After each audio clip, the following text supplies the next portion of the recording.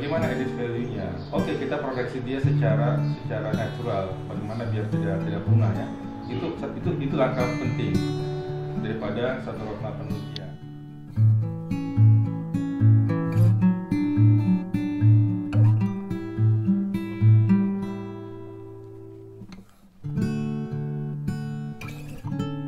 Sahabat Biotrop, ketemu kembali dengan saya Aslan dari manajer riset Samia Biotrop.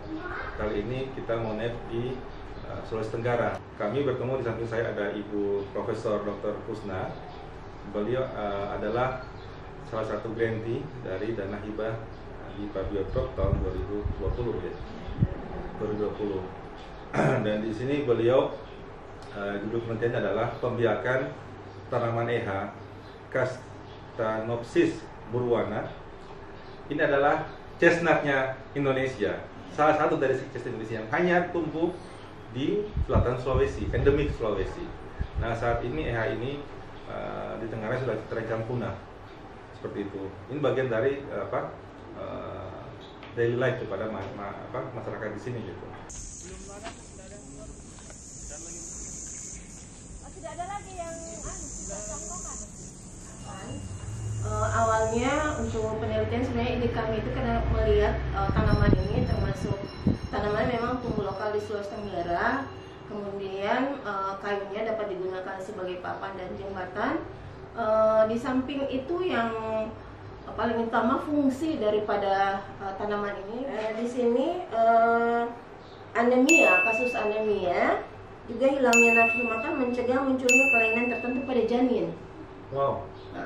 Itu bisa memperbaiki itu. Kemudian menjaga keseimbangan saraf. Namun saat ini sudah mengalami ancaman karena pengaruh ancaman kepunahan dari pengaruh pengeksploitasian yang terus menerus, kemudian perluasan pertambangan, juga pengalihan sebagai lahan ini sebagai perkebunan kelapa sawit dan lain-lain dari masyarakat.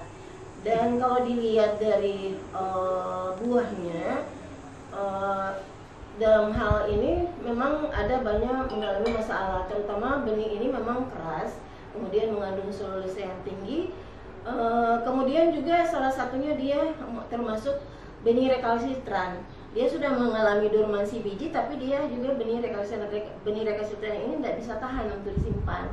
Nah, buahnya ini karena juga asli dari daerah ini, memang mereka dari dulu sebagai makanan kesukaan remaja maupun orang tua. Jadi kalau kita mencari buahnya itu sangat susah didapat karena berebutan antara hewan burung maupun babi, sehingga kalau kita cari buahnya itu habis. Mau ambil di atas juga di pohonnya habis karena burung. Kemudian pada saat berjatuhnya itu sudah langsung dilahap oleh babi, sehingga inilah yang membuat pikiran kami, karena dari segi perkecambahannya tadi agak susah dan memang susah, dan kami sudah coba kepada mahasiswa kami S1 dan Bapak Basudin sudah mencobanya, belum mencapai kualitas perkecambahan itu sampai 85%, baru 60%. Ini kan hanya kami berpikir bagaimana melakukan untuk perkembangbiakan secara vegetatif. Yang pertama dalam penelitian ini, pertama bagaimana mengkaji perkecambahan ini dengan menggunakan salah satu hormon seperti Roton F. Untuk perkecambahannya itu adalah kami pakai atonik. Nah, atonik ini kan untuk merangsang pertumbuhan. Jadi kalau kami melakukan pengitiran, kemudian kami rendam dengan atonik ini selama 6 jam, hasilnya itu lebih bagus dalam perkecambahannya. Cuma memang belum mencapai sampai 85% tadi. Target 85% itu ideal ya? Iya. Ya, jadi ada kendala-kendala apa bisa seperti itu, kenapa? Itu tadi seperti saya sebutkan di awal tadi, kendala-kendalanya memang dari selain kulitnya yang keras, dia mengandung selulose yang tinggi, kemudian itu tadi benihnya rekalsitran, nggak bisa disimpan tahan lama. Sementara kalau kita pergi di lapangan itu kadang-kadang kita tidak tahu waktu jatuhnya kapan, bisa saja itu drastis menurunkan viabilitasnya. Makanya untuk menaikkan viabilitasnya kita harus kasih atonik tadi. Kemudian yang kedua kami melakukan stek pucuk. Stek pucuk ini kami sudah mencoba, memang berhasil, dan rata-rata baik pucuk maupun stek batang maupun cangkokan antara kontrol dengan diberi perlakuan proton F itu sama-sama hasilnya. Namun memang kalau dilihat dari berat keringnya maupun jumlah perakaran maupun panjang akar, memang rata-rata perlakuan 100 ppm proton F tadi lebih bagus dibanding kontrolnya, walaupun memang secara umum tidak ada perbedaan antara kontrol dengan proton F tadi. Jadi tidak ada perbedaan nyata. Tidak ada perbedaan nyata, namun kalau kita lihat dari hasilnya itu ada kecenderungan naik untuk berat kering dan jumlah perakaran dan panjang akarnya. Seperti misalnya pada stek batang, memang stek batang ini karena mungkin tumbuhan terubusan air, dia kan memang kita ambil itu stek batangnya, sehingga dia sampai umur 3 bulan itu belum ada akar. Semua perlakuan. Tapi kalau stek pucuk dia ada akar, kemudian dia yang paling bagus itu yang panjang akar dan akarnya banyak itu pada proton F 150 ppm. Jadi rekomendasi Ibu dari penelitian ini apa yang untuk kebanyakan ini? Bisa dengan cangkok.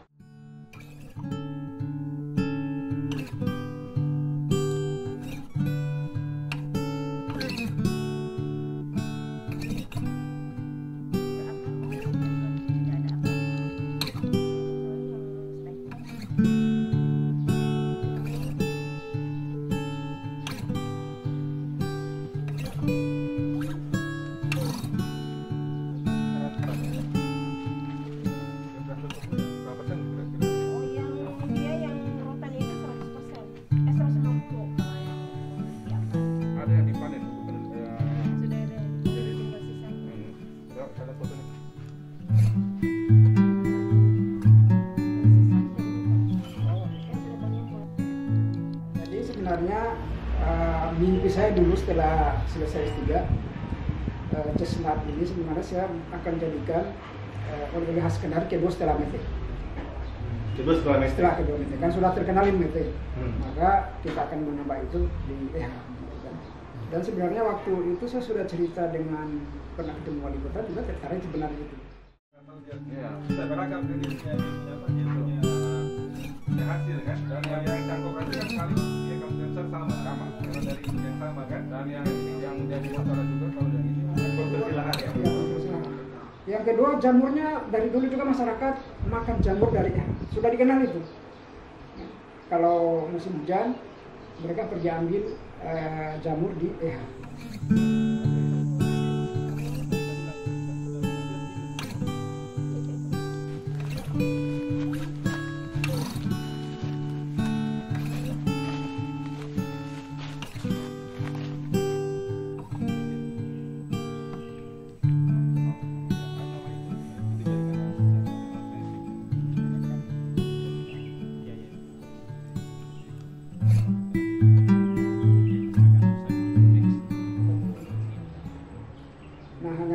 Persoalan-persoalan tadi yang semakin berkurang habitatnya itu ya, semakin jauh ke hutan mereka. Makanya di situ kesulitannya waktu itu sampai saya memang itu dari naik gunung turun gunung itu hanya mencari benih biji, ya kan? Hanya mencari informasi kapan berbunga, berapa lama dari berbunga sampai berbuah, kapan panen, itu sudah ada informasi.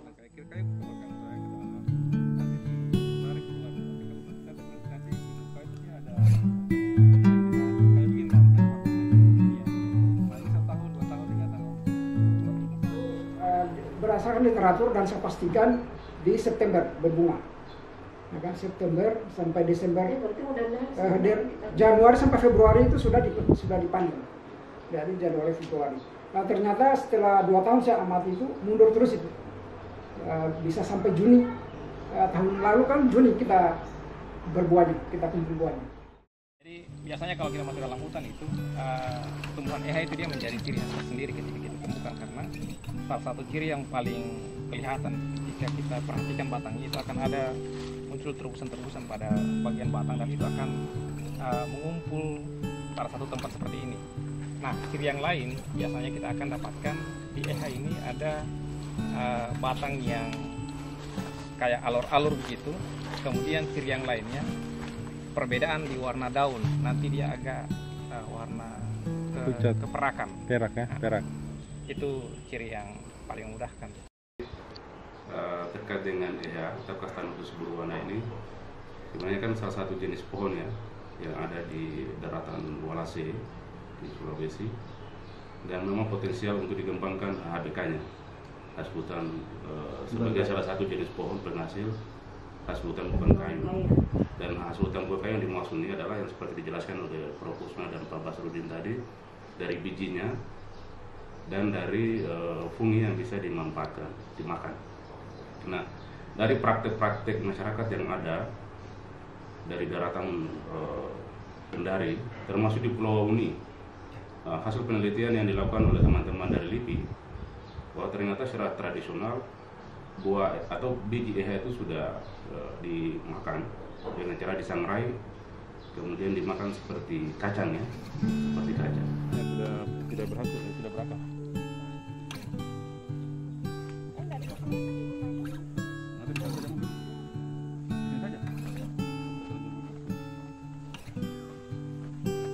Cangkokan dulu.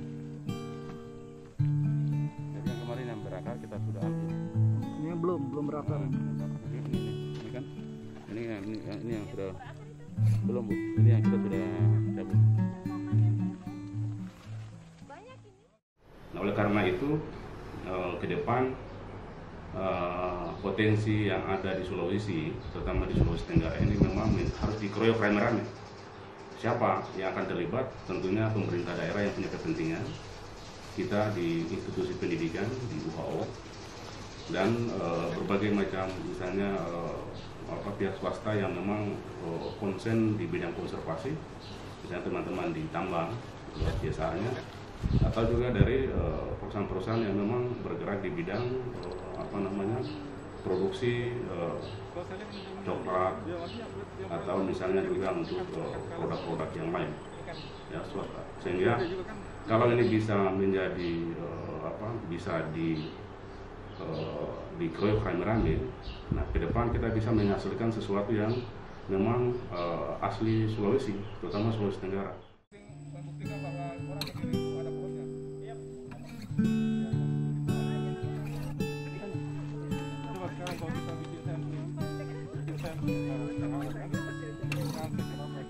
Kalau saya 2020 kemarin 5/4/60.